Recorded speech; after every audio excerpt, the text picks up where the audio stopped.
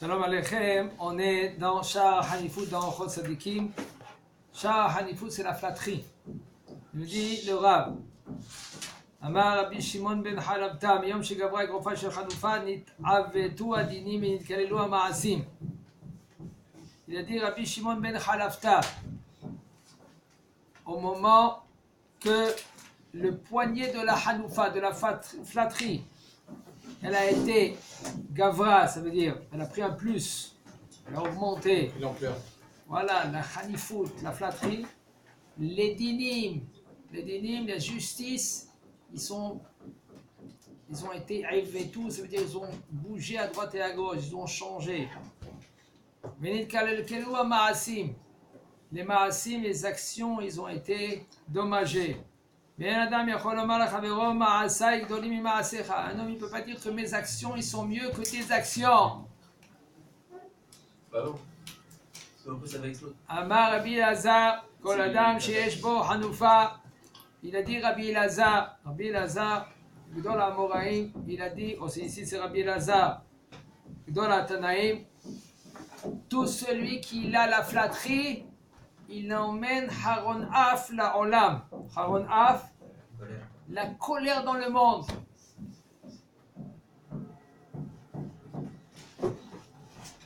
שנאמר וחנפי לב ישימו אף, השם ישמור, ולא עוד אלא שאין תפילתו נשמעת. Sa prière n'est pas acceptée.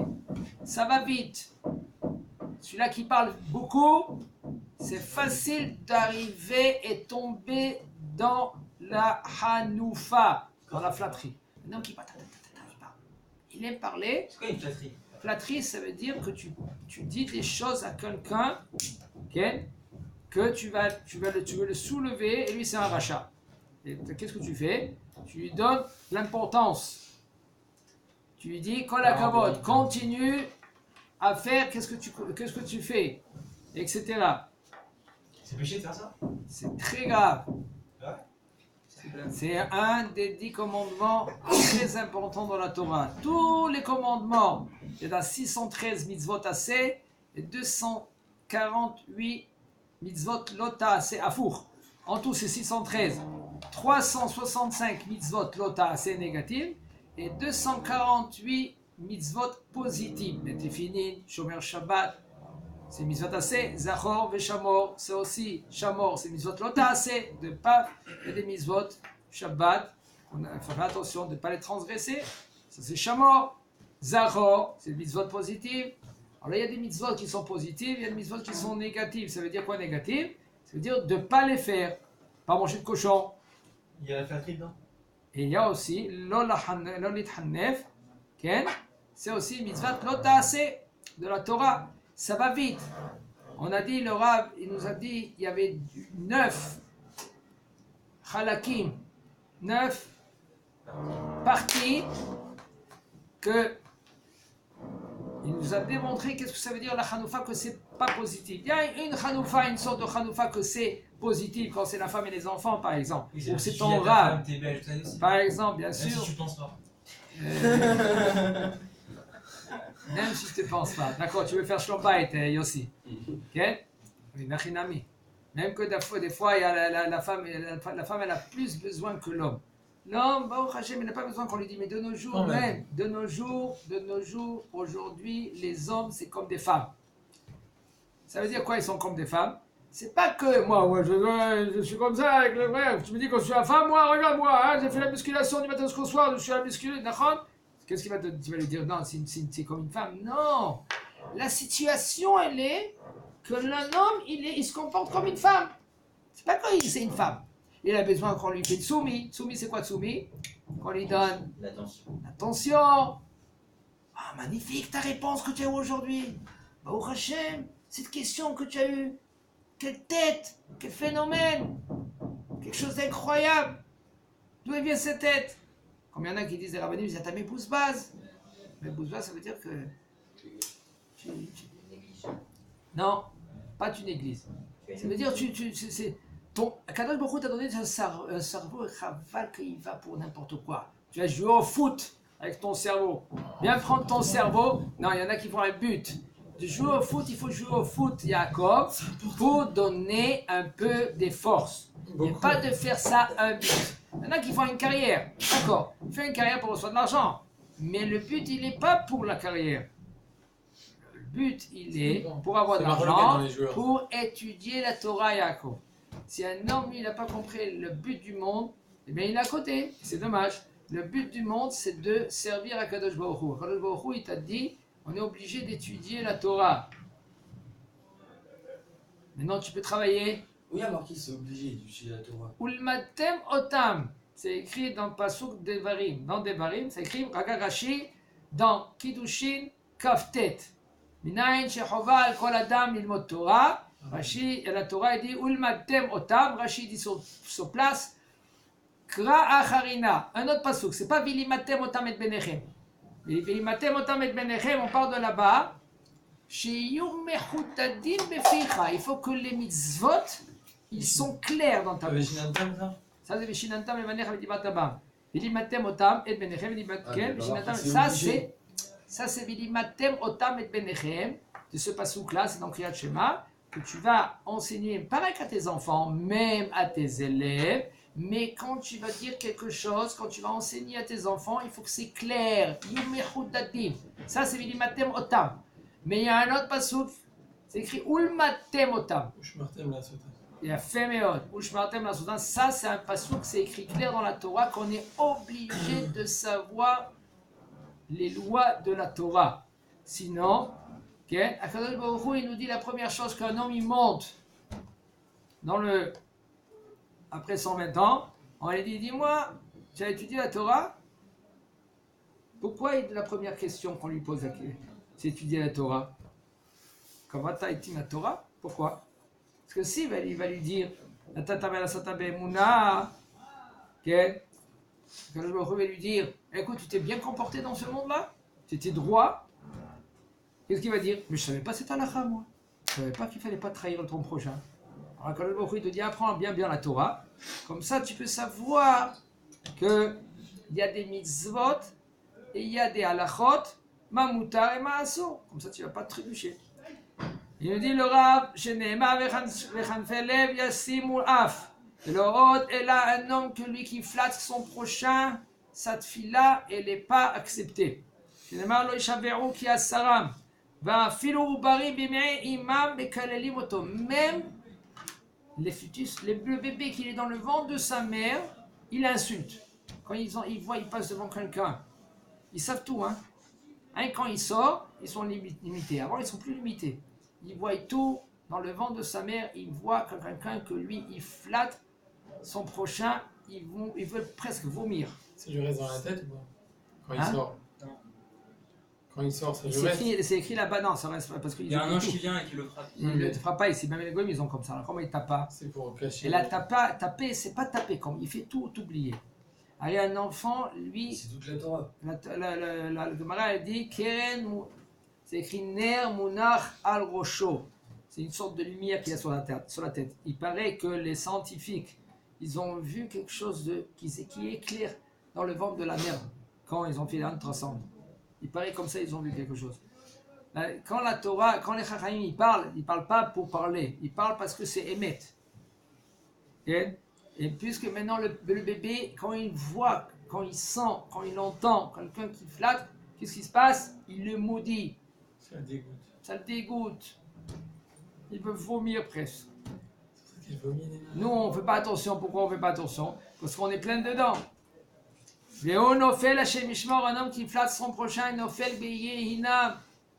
Vekol amahnif la racha, nofel beyado. Écoutez, tout celui qui flatte le rachat, il va tomber entre ses mains. Et s'il ne va pas tomber entre ses mains, il va tomber entre les mains de son fils.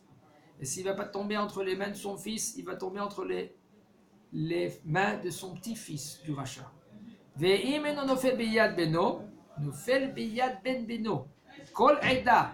Il dit chaque assemblée que yesh ba chanfa. Il y en a des fois des edot. Baruch Hashem du matin jusqu'au soir et qui flatte. Un député il est venu et lui il se comporte pas bien. Il flatte du matin jusqu'au soir. Elle est Meroussa. Meroussa, ça veut dire qu'il est répugnant comme une nida. Une nida, en général, comment il était avant? Aujourd'hui, bon, Hachem, il n'y a pas tout cela. Pourquoi il n'y a pas tout cela? Mais elle est nida encore, quand même. Sa femme, elle est nida. Mais avant, quand il y avait la ligne de pureté ou d'impureté, la femme, elle était de côté. Elle avait une autre maison, une sorte de maison, comme une autre sorte de tente. C'est nida, c'est impur. Un homme pareil. Il y a des Kohanim qui faisaient très attention de manger quand il y avait le Beth Amikdash, on parle. Quand il y avait le Beth Amikdash, il y avait une yann de Touma Betahara. Shenema ki adat Hanev Galmud Basov Gola. Cette Aida, cette assemblée-là, si elle est Machnifa, elle va en exil. On se pose des questions. Pourquoi on est dans l'exil? Pourquoi encore, ça fait déjà 2000 ans que le Beth Amikdash il est détruit? C'est Dieu qui veut. Peut-être que c'est Dieu qui veut. C'est à cause de nous qu'il veut Dieu. Dieu, Kadosh Baruch Hu, il veut que le Mashiach il arrive le plus tôt possible. C'est impossible, grave. Des gens comme nous, comment on peut changer Des idiots. Puisque maintenant, comment on peut changer? C'est pour ça que le Mashiach. Comment on peut changer? Comment?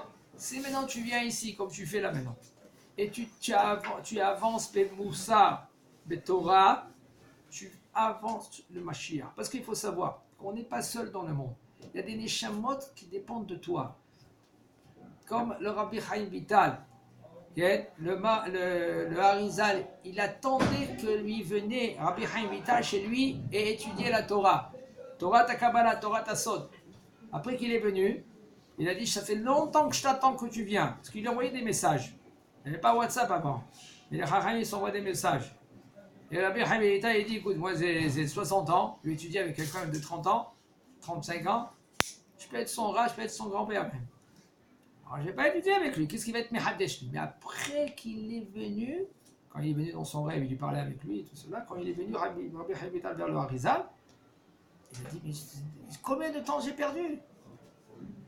Combien de temps? Et qu'est-ce qu'il dit le Harizal? Le Harizal, lui, il était le centre de tous les Neshamot. Il dit, pas le Harizal, excuse-moi, le Maocho, Rabbi Chaim Vital. Et il dit le Harizal, si je ne te transmets pas la Torah de la Kabbalah, personne ne peut transmettre la Torah de Kabbalah à tout Am Israël. Même qu'il avait d'autres élèves, qui s'appelaient Gouré Hari, quand même, personne ne pouvait transmettre la Torah de Kabbalah comme Rabbi Chaim Vital. Parce que lui, c'était Shoresh Nishmato de tout Am Israël. Maintenant, il y en a des gens que toi, ils dépendent de toi. Alors, qu'est-ce qu'ils font? Quand le Baruch Hu, il fait en sorte qu'il t'emmène à la yeshiva, que toi tu es le centre, toi tu es le Haetz, tu travailles ce Haetz-là, la racine, bien, tu soignes, tu mets encore des ingrédients, tu mets de l'eau, etc. Et cet arbre-là, elle emmène les autres Neshamot qui sont perdus. Mais si Haz et Shalom c'est le contraire, tous ces autres Neshamot, ils sont perdus. À cause de qui? À cause de l'arbre. Comment nous, on a une responsabilité? Des fois, un juif qui se trouve loin, avec Belouet là-bas en France, et dans les pays, on lui dit, qu'est-ce que tu vas te marier avec une non-juive? Tu sais qui tu es, toi? Tu es Abraham, Israël. Ah, laisse-moi tranquille. Moi, j'ai un nez, elle a un nez, j'ai des oreilles, elle a aussi des oreilles. C'est la moustache, aussi elle a des moustaches. Non, elle n'a pas la moustache, mais comme de la moustache. Mais non, tu lui dis à ce bonhomme-là, c'est juif. Ça dépend de qui se réveille. Ça dépend de nous. Si nous, on se réveille, lui, il se réveille.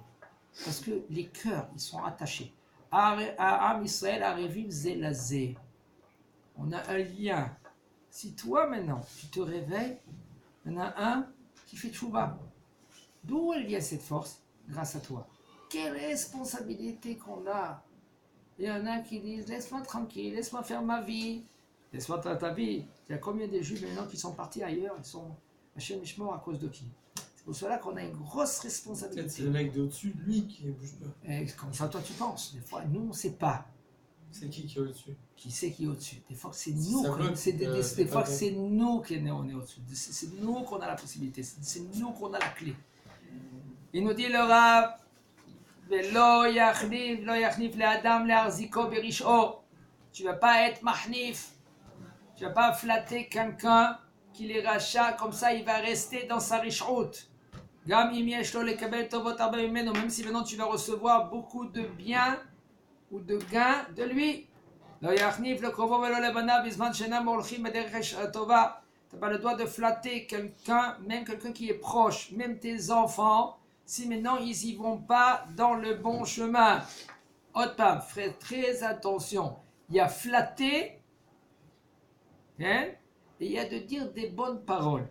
De nos jours, ah un homme il va dire, moi mon fils, ben, je ne vais pas le flatter, hein, comme voilà, il dit le rap, qu'est-ce qu'il dit le rap? Eh ben, je ne vais pas lui dire, regarde comment il se comporte. Il faut le considérer quand même. Comme tu as dit. Qu'est-ce que tu as dit? On peut, oui, le considérer. Le flatter, ça veut dire de lui faire montrer que qu'est-ce qu'il fait, que c'est bien, continue. Ça, c'est pas bien. Mais de lui dire, quand il fait une mitzvah, il fait par exemple Netilat Yadayim. Merveilleux, quel Netilat Yadayim que tu as fait. Ça, c'est, tu flattes quoi? C'est mitzvot qu'il fait. Tu tiens les mitzvot qu'il fait. Il s'est levé le matin. Il est venu à la tfila. Baruch Hashem kol hakavod. Combien d'anges que tu as créés maintenant? Grâce à la mitzvah que tu as fait, que tu t'es levé tôt, tu es venu à la tfila, etc. Ça tu flattes, nachon, mais tu flattes les mitzvot qu'il fait. Il y en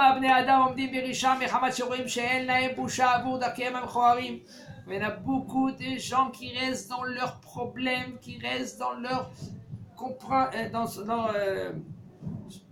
Inyan. Qu'est-ce qu'ils font? Comment ils se comportent? Comment toute leur vie ils se comportent? Parce que toi tu parles, parce que toi tu dis Kol hakavod, ça va bien, c'est gentil. En fin de compte, lui, il est rachat. Et quand maintenant les gens ils voient, ces gens-là maintenant ils voient que toi tu les flattes. Et maintenant à cause de cette ranifout là maintenant qu'est-ce qui se passe? C'est toi que tu fermes la porte de faire tchouva. Pourquoi? Qu'est-ce qu'il fait le bonhomme? Il voit que toi tu es d'accord avec ce qu'il fait. Comment il voit? Quand tu lui parles et tu le prends en considération et continue à parler, tu flattes, tu le flattes. En fin de compte, lui, il est rachat. Lui, qu'est-ce qu'il fait? Il va rester dans sa réchoute. Mais si tu lui dis, écoute, comment tu te comportes, c'est mal. Tu peux être ami avec lui, mais tu lui dis, comment tu te comportes, c'est mal, c'est dommage. Tu marches pas avec Akadosh Baruch Hu. Akadosh Baruch Hu, il n'aime pas comment tu te comportes, etc. Là, tu ne le flattes pas. Il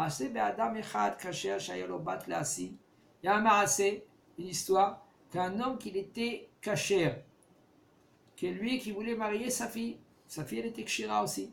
Et il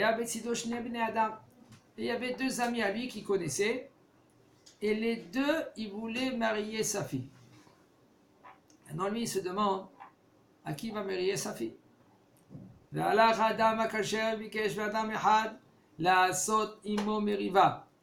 Qu'est-ce qu'il a fait? Il est parti chez quelqu'un.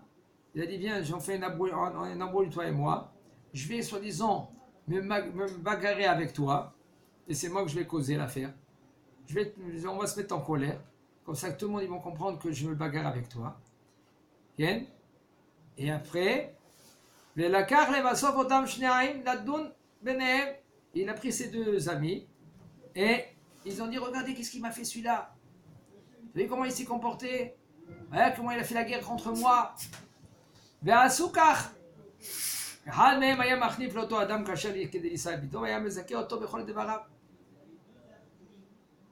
Un, il est venu vers lui, il a dit, mais tu as raison toi.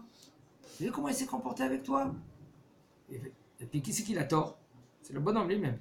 Il avait tort. C'est là qu'il a commencé à faire la discussion et faire la bagarre. Celui-là qui était mahnif, qui flattait, il lui disait, tu as raison, c'est un escroc celui-là. Tout ça pourquoi il lui flattait? Parce qu'il voulait marier sa fille. Et un autre il dit, écoute-moi, excuse-moi, tu es gentil, tu es mon copain, mais c'est pas correct comment tu t'es comporté. Il ne mérite pas le bonhomme. Et il a dit, ah bon, d'accord, alors viens, tu peux te marier avec ma fille. Comment? Mais tu n'as pas été Mezaki Oto. Le bonhomme, lui, maintenant, qu'est-ce qu'il a? Il a grondé, il a dit, mais putain, je suis pas d'accord avec toi, tu étais malhonnête. Excuse-moi, tu es mon ami, mais tu t'es mal comporté. Là, il n'a pas flatté. Il a gagné. Comment c'est Hachou, un homme que lui qui voit la vérité devant ses yeux tout le temps. Et pas parce que lui, il a derrière chaque action que lui qui veut faire, il a un intérêt. Ou c'est un intérêt de l'argent. Flatter, c'est quoi? Tu flattes pour avoir, c'est parce que tu as un intérêt. Ou tu veux de l'argent, ou tu veux de l'attention, ou tu veux qu'on te monte de grade, etc., etc. Pour cela, il faut faire très attention. Quand un homme, lui, il comprend les midot, il sait les mitzvot d'Akadosh Baruch Hu, il sait les mitzvot positives et négatives. Qu'est-ce qu'Akadosh Baruch Hu déteste? Il déteste les hanefim. C'est pour cela, un homme, des fois, sans faire attention, il ne sait pas maintenant qu'est-ce que c'est mouta, qu'est-ce que c'est assour. Sans faire attention, il tombe dans la vera de Hanoufa. Et après, c'est dommage, qui c'est qui perd? Je vais nous Chazak Baruch. D'accord.